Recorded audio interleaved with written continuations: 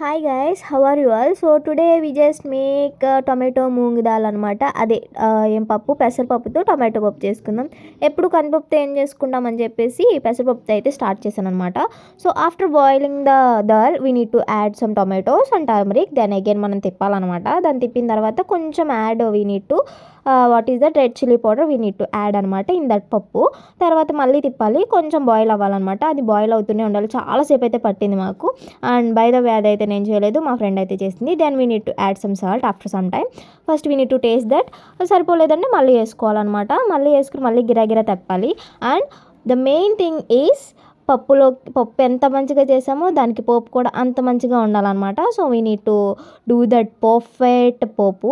So we need to add all those things which I have shown in the video.